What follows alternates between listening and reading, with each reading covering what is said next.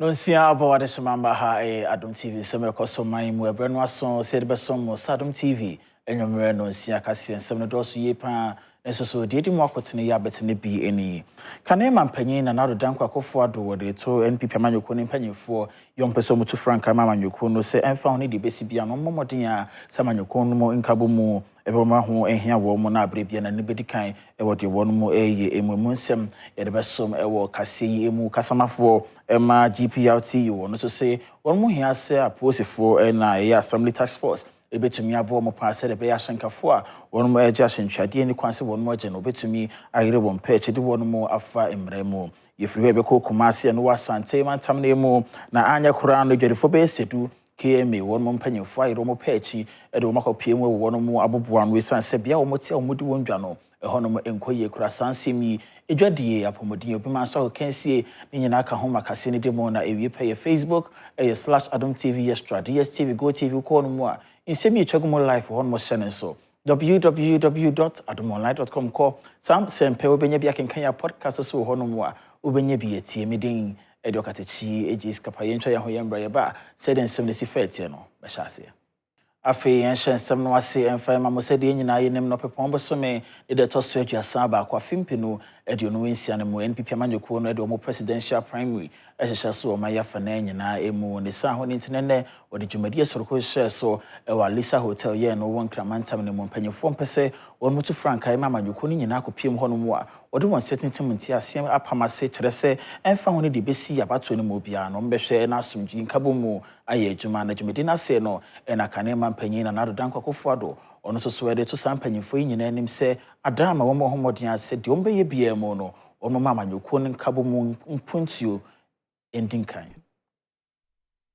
Party amanyoko no nyame Adom January bosumi ewiye ana womo ebekoto aba eyi womo frankatuni no akodi amanyoko no enim enede womo ekohia ekosan ye peace park enkrata edimu echese obia behwe amasumdie akoso ewa abato a ebekoso no dwumedi ekoso no kane mampeni na akufo ado ede ato aspirant awodo enim se womo enhwe se abato na womo ekoto no obia behwe se asumdie bededi. We're seeing a process involving the largest number of delegates in the history of our party.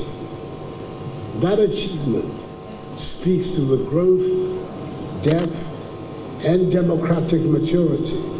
of the new patriotic party. We're gratified by the presence of the Inspector General of Police and his senior officers at this ceremony, and by the undertakings he has given us today. They are reassuring signals that the proceedings of 31st January 2026 will be conducted in peace and security. IGP, we count on you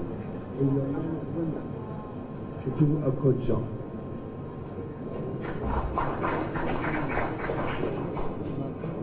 Ladies and gentlemen,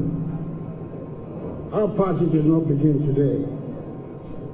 even though a handful of us were privileged enough to be around in its early days. Intino won dwumadi no wase no IGP Christian Tete Yehono encyclopedia CB na abra okwetena ase no eye twetwerefo ma NPP amanyoko no Justin Frimpong ko biade to nanim sadama abana so mo to aba no bibio bibia ensem fata bia no modern a oyire ne pa echi fa ne kotweme aban kokumo. General Secretary Emma New Patriotic Party MPP amanyoko no Justin Frimpong kodua kasa abra amanyoko no aspirant awodo ede wo monsa ekohye nkrata asese ne asumdue bededi ewa abato ebekoso January bosumi no ewieye no wode ato amanyoko emanfo anim se wo monhwe se abato ebekoso no bibia ebeda fan na obia enkoti ne yonko na bibia enkowie mu asumdue mu. Ladies and gentlemen, for every elections, what every aspirant expects is to see a free, fair, and transparent elections. And indeed, by conduct, at least by the Presidential Elections Committee, we can all attest to it that even in the compilation of the album, which is supposed to be the work of the Presidential Elections Committee, in order to ensure transparency and fairness, our aspirants have been involved from day one in compiling the album for the election. The IGP and his men will guarantee us total peace and security in all our voting centers. Wodeni nsem to dwa ewie no Inspector General of Police IGP Christian Teteyewunu enso edito Ghana fo enim se wombe de ombeye bi ahwese abato ebeko so no ebeko wie asomduem. We want to assure you that we have been able to identify all the areas where the elections will take place. We have 276 plus 1 polling centers. We have been able to make our operational plans. We have met all our regional commanders who are responsible for these areas where these elections will take place. We have gone over all the preparations over and over and ready to go to the field. In the section of Boku, that is the area that we may need the support of the military. And so we have written to the Interior Minister to inform the Minister of Defense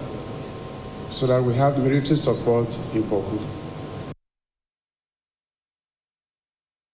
Intimpanyefo nyina no esiye no domkuma mrahye fie wonu meba no Deni Alexander Fenyomaken enso so wekasaye na wochire mu esempanyefo a wonu etu franka na so mpeso mu 2 franka emamanyuko ni nyina ne mo homodia se wodi besi bia mu no ometumi akomo hwabom no modia pia amanyuko no afimpinu aduonu wotwen abato no esanse ba na se omanyuko eni aban mu ya na abrofo emobo na samanyuko no so ikoyankonam.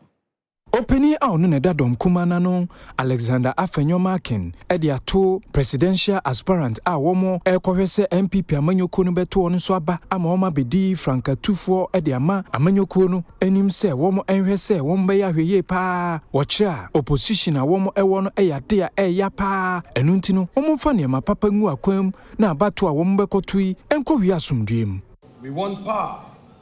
to serve, to transform lives and to move Ghana forward.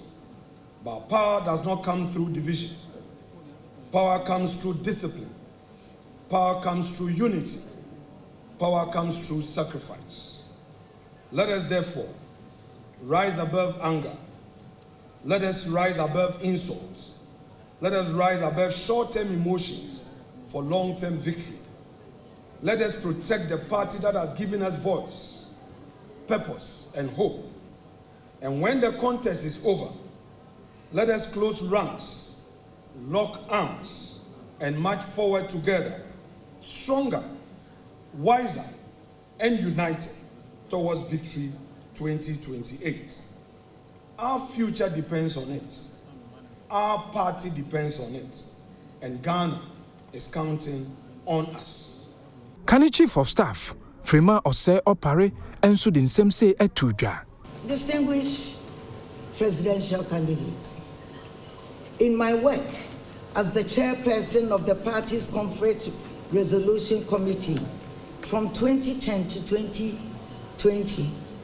it became clear that our electoral losses, both in parliamentary and presidential elections, can be largely linked to the many internal conflicts within the party and our inability to heal faster. We are unable to forgive ourselves, reconcile, and move on after our internal elections. America Crane Ghana this year Beshane so Ebana se wo bra ejumema na se wo kofie ya na ka ho akoyeden ka no kran so nya bia hye twade nka wosa hyenkafo won mo eje no eya omo gie ma ne bro so ba sa ne ntino impanyefo dodo na no mde wano watom ebi na GPLTU ekwa won mo my Ghana mo mo hwe ahyen ene ahyenkafo nwumadi yeso won ma bekasa ho se won mo enja kopim se sa hyenkwade nyina no beje ne se de wo se omo je no wonja obi na enso so no mo hiamwa omo stress assembly se na posifo betumi de omo ho agemo bi se de be ya hyenkafo wo my Ghana mo hyenkwade wo se omo je no omo hwe no omo je.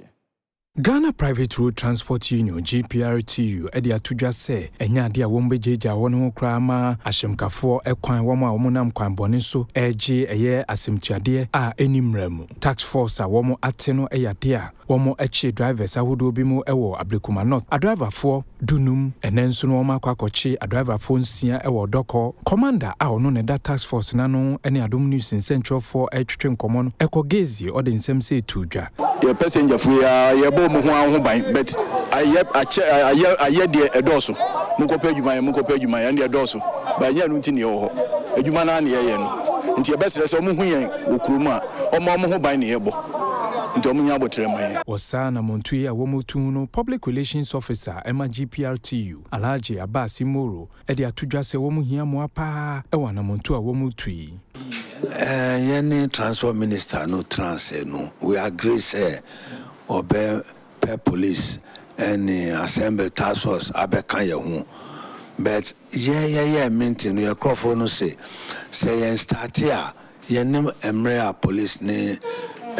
assemble for no beba and yen start ampa ye here police ne assemble so mo bekan na yen doso then you betuma deploy mo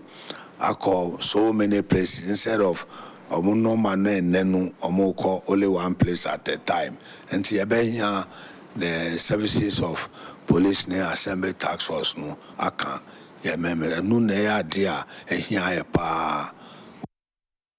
Itino was a century ya shankafobi womdibo manfoko mu ewo man Ghana emu na shankafobi nso akasa na womade so bo ebo assemblies ahodo ye wo man Ghana emu so mayen hwe wo mayikom na boys bi wo makako kina kwan ho eye ni aso mo pai ma na so ni ba ho so no so mo se omo jiska e to wo botomo ni kwan senke ba ne santi assemblies no keka wo mo ho be bia wo sa hyenjina na wo mo fo manfo na so osio manfo ni kwan so makwan e masa goro boys e de honom e station. Ene se ofri Madina na se wodi weni eche nkran a odu eye bus stop ewo Madina a driver for aya na womo elodo ewo car kwan no obehu se memu abi etimi epiemu ewo ho o driver ni elodo wi a na womo aginiska ebi etue fi 10 Ghana e de 30 Ghana so hyemkani entu a womo timi de edua e de dadoa ebobom na womo de ahye car ne tie no ase se wo bekwa na echesa pai tie no ebi kura timi bobo hyenim ebi kura timi bro a driver for no brete we na Adom News Central for ne a driver for bi akodi nkomo ebisa se eye ne kwan so se womo etue ska e de masa afui omo take it odo achemata omo take it when try na say load na say odu no wan tu a do a loading boys ne go no me bobo ke ma say no ti o baby o edu a yeso e twa ticket no Ablekuma kef mu so do na say wan twa ni na odu a omo bobo ke ma na so be chi broken car yeso edu a na de omo de amom na yeso load bi enti at least so o ba fa ni pa at least 5 city be cry now so the money pan ni pan be there ono so who said the bia no we a member and I said the bia no passengers o qualify said the bia be there over for you say ono or don't know the owner in the station so I know the owner in the station na ensembisa wo manfo ebisa ne se safoi eyade a wo mo ye adwuma ema driver unions awodo anase assembly na in some cases cry yes so mo to me the dria cry bobo car no because ka mo peno one more musa sika no ente ya dia ya be encourage drivers no say ma omo use those people now be obe use force or so no we report to my police because of more activities no emboa here as Ghanaians embo bia ente ya be boa na drivers ambaye omusa no mo report to my police. Executive Secretary Emma Ghana Transport Road Coordinating Council ye GRTCC Imano Yeboa enso de sumbo abo assemblies awodo se wo mo na eja omo ama omanfoi edi sansemone no bia ye ni assemblies na akata se omonya show so make clear bus stops no any baby ye bus terminals no na da for no nya kwan ko engo fenipa baby to CMB so ko CMB aiga and can I say me bus terminal in the obi pon fi mokola sabi obenya car no betimi ro kra ko fa no mokola no e atem Adehye bi a wono mo ewo eje kwadwo sraha wono ne Adom kase de nkomo wo mo echire mo dia fimpino do nine ni emu no tema development company on be pm be bia wono mo ewo ene wono madan be bia mo wono nyina no to wono mo edefiri hono mo an wo susu se na emfa embrakwan so ene omni Adom kase asanso de nkomo an nema wono mahwere efiri sabre ne besisa nei no on mo de nyina no atodwa Eje kojo sraha omanfo a womo ati ho no e de adesede ato omampani John Dramani Mahama nim ene mpanifo a womo TDC se womo emra womo asemimu ne yadea ha omo pa womo ne Adom News nsentwofo twetwe nkomo no womo kira womo ejapade ahodo ana sese ahwerem ne yadea ehu behia pa se womo nya saamoi Ohene a wotemasra ene Adom News nsentwofo twetwe ho nkomo no wode nsem se atudwa Sipon fe sipon e noche ni sa spon ne e tama prada cancel shishi tama ma spon ni ntama mejiwo ni wo ji me no ke spon ha victim say wona kan yi amiri afi nyuma ke enyo mi wo ka me banana atamo ni na atamo no Adom si ake na me nye government egbele wa me na gbani ameke tractors bana bakumu ma tun musu sha ni ke boyu one me ko me tun mi gegboyi me ko me yeye seke me ko me poni wona de cha o tun na to agbobi ani ni godo mo na ni ona me fi oku ye ma se ne wo ke ba na wo won kai me le gboi afi nyuma ke enyo na kuma me tun ni me ko me nyi na me na e ko ame wo ngene won kai ame ake before ke we stand where we are what do we respond ake won kai ake wo me ko wo ke se we mo ne ha wo president ni di John Dramani Mahama wo to wo ke la ke wonu ye koyo ni wonu ye layo la na ke akespon akanya no cheme okaji akakespon no cheme ne meji no cheme woji menu akespon ha me wo kaji akenoko ha me wo de sane baje omanfo a womo aka e wo sam patemu no enso ne Adom News nsentwofo twetwe nkomo John Mahama yesraw e ma tutu eska ya tuagu ya wada sasa ma yenda yentu edan wa sa waja sasa o tidis fu asase wa aje wa ka ma he na sa na be yesraw ya koto ya paucha TDC abebubu ye dan emre kwa omanfa emra kwan so enenti ene ye di afechia ye suma ya japade ye suma ya asase enti ye che president ni say asase na ono sambre na oye president a ye 2012 ani 14 no o kan esentinu yemfa maye no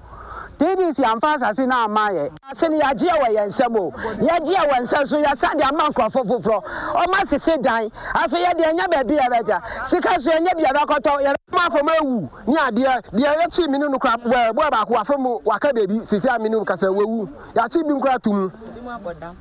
ebi ma bodam ebi mu ewu ni ade ebi kwa ho sese ya kasa o mu yare o mu ntimi mba ha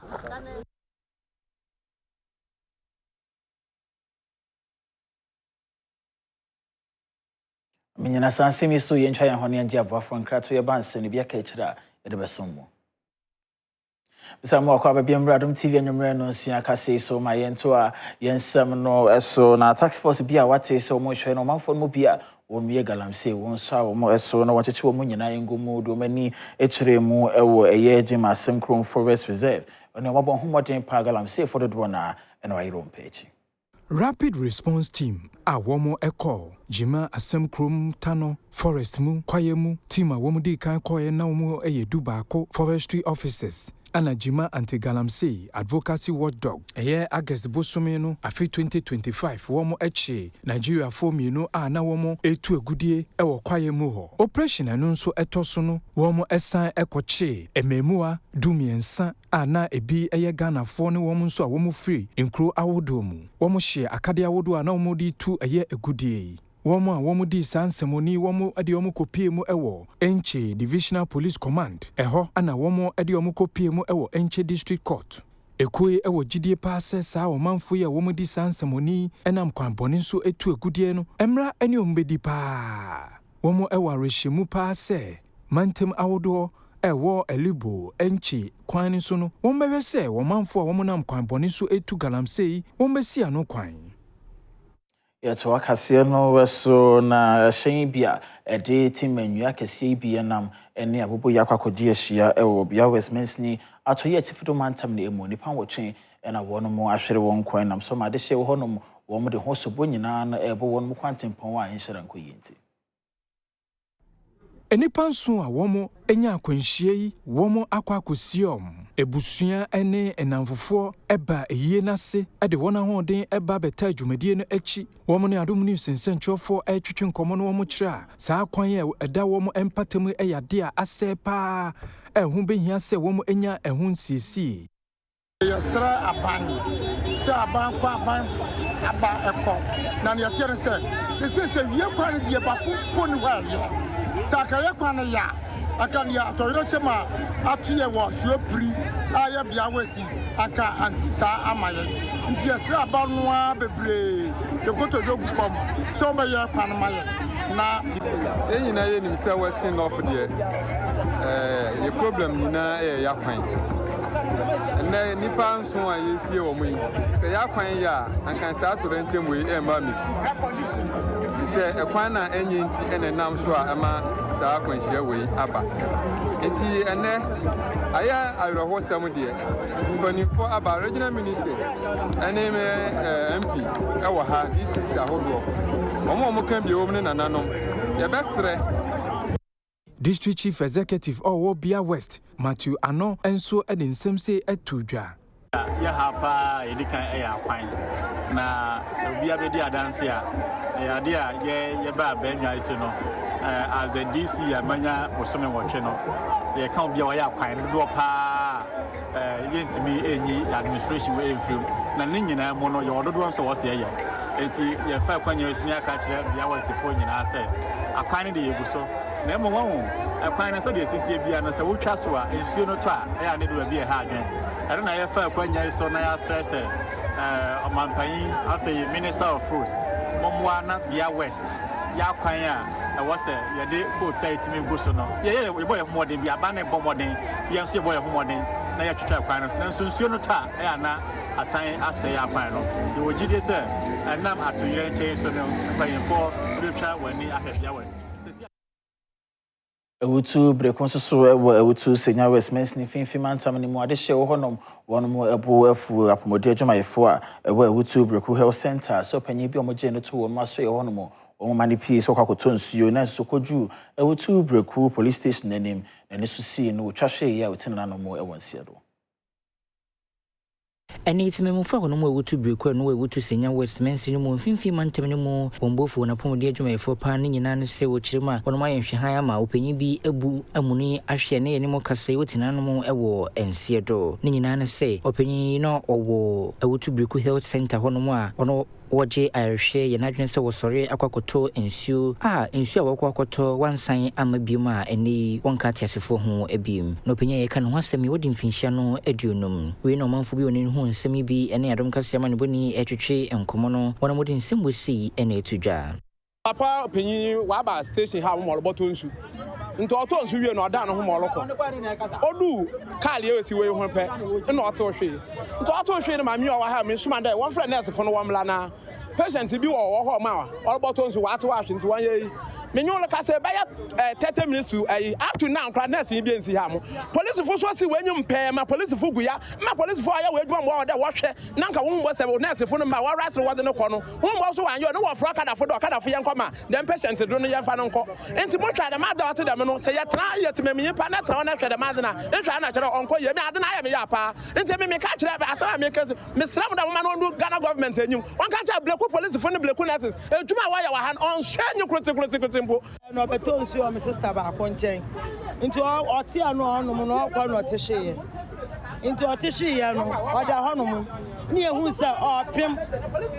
ne nan opim ne ni nyina eguso ina me sister me no wa kwa friend nurse fo no okwa ni nurse peni no ina friend no ka janze ne fo da kura da ho ina papa no omnum se wadwane ba omodi pima na police fo obegina ho se moto fo ni mla me so omumu o ni nyina ne papa ne pim opim aya ka yeso ni nsem papa na ewu to oda hanom sisia anya shekra ne bidefo be yese du Dr. Mensa ye no Kumase me no ka say Kumase Metropolitan Assembly KM wo honom wono mo akire wo nyina akọ wono maso ye we san so se bia wo mote edi wo mudwan won tan di honom ni Asante mantem kropon bedwa KMA ede ensamansie nkrata komadwadifo be se edu a wonum edidwa ewo Dr. Mensan o kyerese se adwadifo emiaye a wote na odidwa no eyade se ahonidie ensem ewo fom ye pa enunti eho behia se obeka koyi won ho ano yetoto wonano na eho ehia se yetwe wonaso a yatwe wonaso se de se na efata abetwa dia enkabi na yafra panyina aba no solve mine wura ha so te pampan no wura ha nya so aso hwene na wura ensem we beto dwa wa bra santimantem kropon bedwa no anoba no Deni Richard Ofori agemabuadi ebo anan de nani koetwa wisi ahwehwe adwadie miaye ahodo a ewo kropon no emu ehwe sede anwudie ensem asibi ekro one Adom kase etwetwe nkomo ene odi tu dwa se ekoso wa ha ne se de ye walkway I was a pedestrian faso no almost walk gay or a house no almost train almost all snow ama baby I got a da or senka slaps guswa if in baby lokuma ye bad and keep ya slaps na nenka ye fin no neko omo guso de obeto tas atoso it ya block channels no ama ensuo ene efino intimin ka so na abe block wa ase na a create stench ena omo di dua katakata so te so ton ade eti omo ewa e feed diamond chick shop wa e de ko baby a omo guta asaka nyina ya sama omo nyina de makokot na ya twe omo so na ya ria ye we no wadu one of choba so omo so ya si omo sesa omo di aduane wi a ase no ena omo be hwe e de go it's almost so they are contributing to the insanitary condition now. Almost the Adrempa hine Kofi Mensah amanebo Asante mantemu Kumase. Akrameyo enso Michael Papu alote ene what is central for share muhye so won maswe no won kramantam na emu ni nyina ne fa hye yom di gu akwemo mohwe so gefo bosome de de kan afimpin wadu no nsia na emu betumi aboa na o manfo ma na edwadefo abo motonton niam awokwemo no obayi wo munyina akọ akiri na makwan mu ada ho ne honom na wo kire sese bana si dwadefo yi oyi wo munyina akọ akiri makwan mu da ho no so nkire se ahyenkafo o mo fa honom beyi kwan no mo fa honom nyomo station.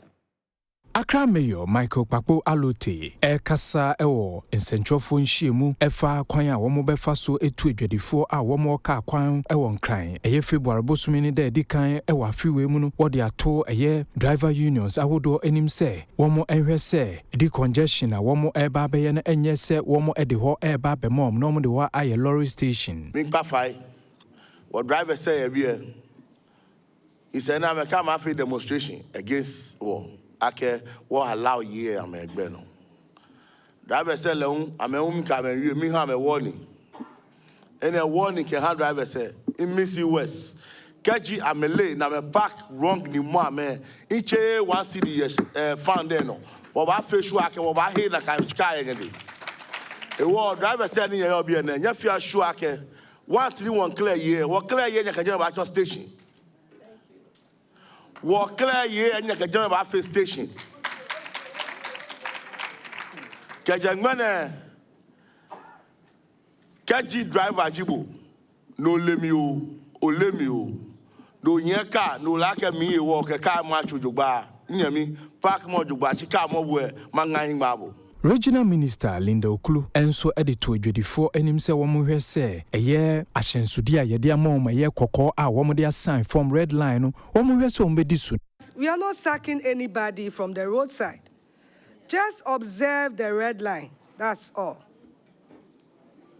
And that is what we want to send. I mean, the communication we want to send. Because we don't want anybody to misquote us, the media, please. Or small headlines about traders. No, that is not it. That's not the purpose. Workers, they should strictly adhere to their what? To their red lines. That's all. Oil Palm Development Association of Ghana is so na watching you know Ghana Revenue Authority for Center and Pano Moshe is she won from Guaquan for 90 one now one mobile mafakoti kwa switching one young wife free man from Bebro my Ghana mono or to Momun and Jason San yes I know much money quite echo form almost so a way Juma one more yan as almost Obusia or Moshe and yes I didn't bit Martin Tescoco at the Achempany for. Oil Palm Development Association of Ghana ene ede wonoma probo akwakupimu ewo emeya hodubia wonomo ya anwa ewo meimu ekwakohwese ne wonwumedi ekowe nyina enam ene senomafode anwa free amanhodo so bipimu wo meimu a emfamra kwanso wi eyade a eguni a wonomo ye wo meimu ejuma na we nene wona probo dokupimu ewo Ghana Oil Palm Development Company for Akachia ehonomo marketing manager Charles Ochre Ado HSC problem affected Obia right down to the I farm Noah a friend say foam no yana beno. Now say yen to me anta. What it means no there's no use. Onyeska into I don't know where a sort of finding other means on also bet me at the Yanisika. And you bet me I say abeno bende, obechegu. And answer say galamse for never no a pian the amount. Not just what it means that it would affect young Kasampuyan food security. This smuggling market is affecting us for years. Still, our promoters have never thought down to shut down the premises. But now the situation is coming in that we are really finding ourselves hard to survive. And if we do not do the production, it's a human being that the workers get worried. Workers get worried to the extent whether their employment will be safe or it will not be safe. Our President of the Oil Palm Development Association of Ghana, no Paul Amanin, and so HSNE, one more GR4, now what you say, one shino one kawasemi and farmer one more, a ma, a pro, a one from no better side, the one officer, I may almost say agro. Ya bre. For the past 3 years, the BITGR office, the Sikan crash or Portugal Tokam through some of our members like Homa. On my margin, so moon solve the problem. Until 14 days. 14 days need do. Now you who says GR person who GR boss. Some Oil Palm Association boss me namano. Person who GR boss. And so a marketer or say oil na ye a bemuno or more chichi. And yes, sir, a queer young or bibia or young word maybe a beko GR office because custom are part of GR and GR need to solve this problem. O man solve ya. Why any office ko munya kwan no mde of course aben ye ba kuguo no ma hu say pro. Amenyina semyeso yentwan ho ne njabwafo nkratu ye ba de pomodin sem ebeto aso. Mwa kwa baby Adom TV anyamra no nsia kase so ma yenhwede yakoso ewa pomodin emu Cape Coast Metro Hospital in Fiedunso ni 17 years impanyifo ato ne pehwe jana jeje mu amaya sabia no ne tibia na nhyeda nkoyi kura ne soso ne wono mu ate dewe sanse Hamilton abusua de omani akire mu hono mu asaya sabia omasisie ne foforo. Acting Medical Superintendent Awo Cape Coast Metropolitan Ayare Sabia Dr. Vincent Kudo Edia Tujase Womania Jepa Ewo Kwanya Lati Hamilton ene ne manfo enam so edi CC eye womo emergency ward edia mom oni Adom News in Central for twetwen won komo no watchire nsem ni mu sei. So this ward has been abandoned for more than 17 years. There was a plan to renovate it, but we needed support, and we've not had support for a long time. So Mr. Hamilton chanced upon the situation and decided that since he was from this town and he was actually born in this hospital, 10 days around, and that's when he decided to take up the project. And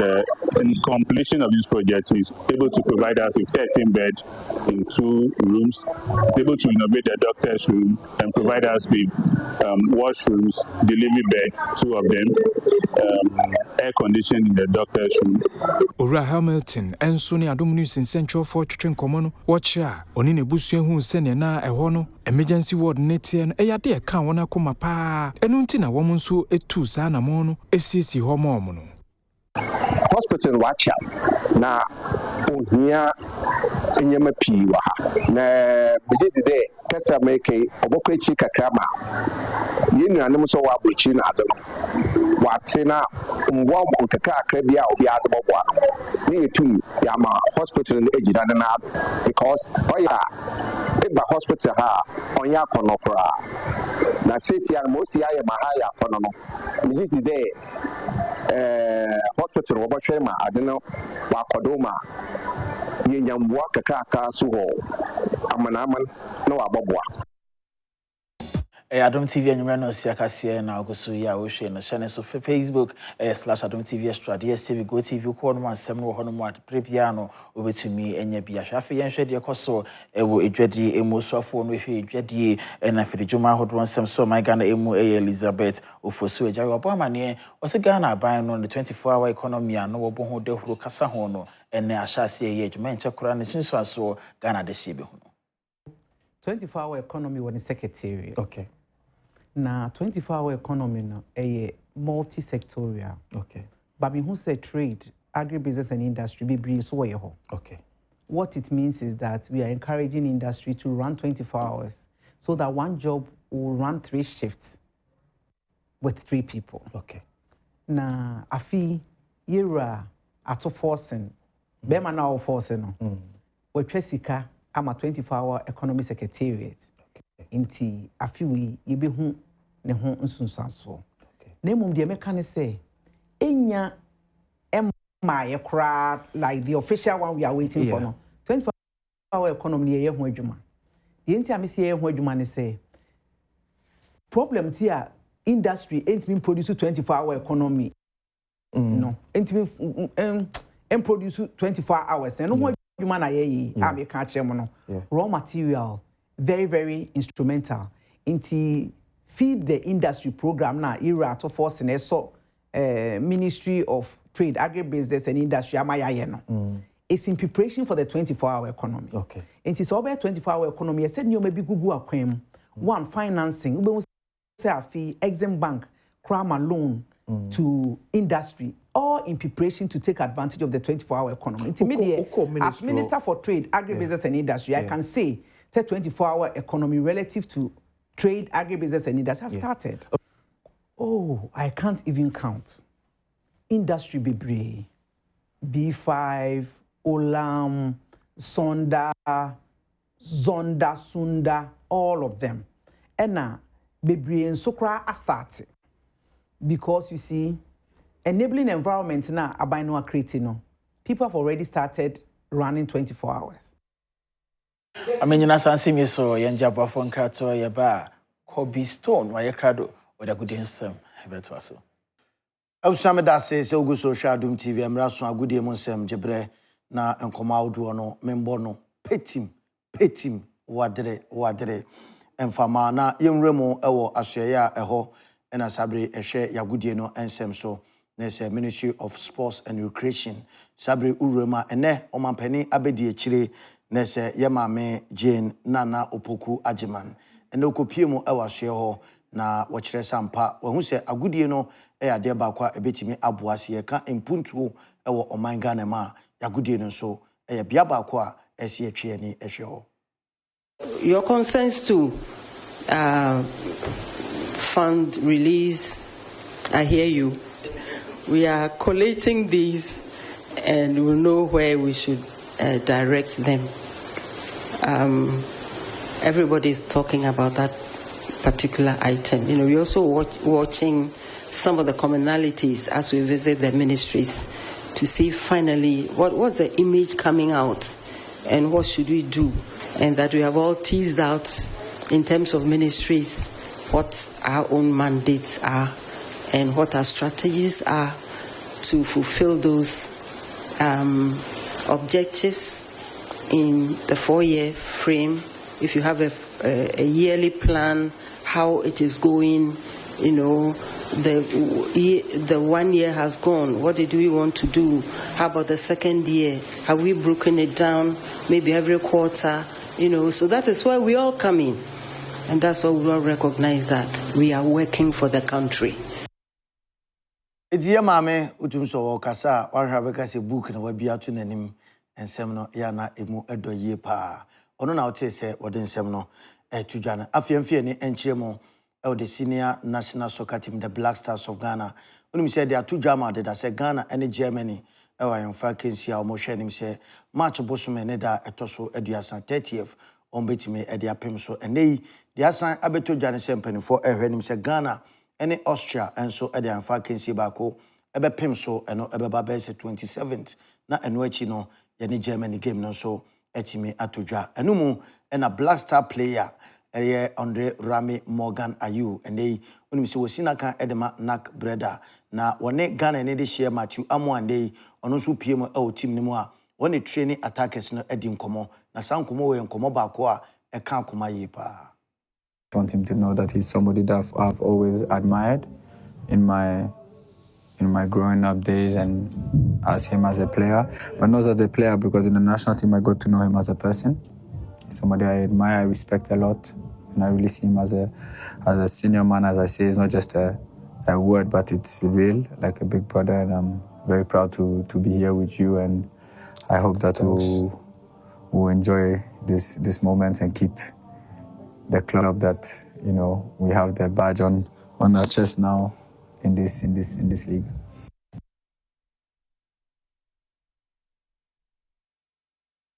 Usame nyina so nkomo no dia aka chire nyina da echina no pa ebesan ede no so ede abro within the Congestion okomankra ba ko amaka ensuroja edura enwo no nomere no she afiyan hwede ekoso ewe nigi ensoso emu na nasa ase wo serese won mo ka nwensem o man mu no betumi akomo ho bom se be ye o man ya mamre amane ye yenyira. That's to hope. You stood for justice, both brave and strong. His Excellency sent Okra, a storm of truth. Ye she senia anka omamuni nyina yebenya Poetry Association of Ghana. Na mama for ku ahodo nkitenkite a omugu dwumadi won say anwen say na meka ye won chichimu bebre ye de enuma bebre nso nti abra omamuni nyina de enye krado say ebeba abonten no enche ye pese ye hwe say ne ntutu ye be ye sen obedom ku na mfaso be na obenya yemra te sen ansa na apie won say odi nipa ya de a wo say wo hwe say emra e wo ho anye saa de obi a pe no na afi oba be ye ti egu so hwehwe no na kre say anwinsem nso ye nye baabia na ye kan anwinsem ye wo de ye kan ahemfie ye wo de ye kan no pete mu ye wo de nanan mabodwa ye be frɛ wo se begina ho na ye den benwene nsem ebia me ne mmofra bi kokasa metumi anwene asem pa jo ase ebia me pese unya asem bi monti ase asem bi asie wo se esiesie montam etumi nwene asem e de to ho na sɛ de amoye amadwemba no mu biebie mu amoye den e de nti ase aba abra wo kasa anwensem mu nso no wo ye de ya de abakosem bi ebefra ye de abasem ye de atesem ye de abebuo ni nyina efrafra nti ema anwensem mu eyedu so ho ena onwene ade nso a onse ewia ye kwa ho aha nti bi hu se enye kasa bi a wote ne ba bia keke. You are a man with the golden edge of liberty. You sprang and radiate light like the sun.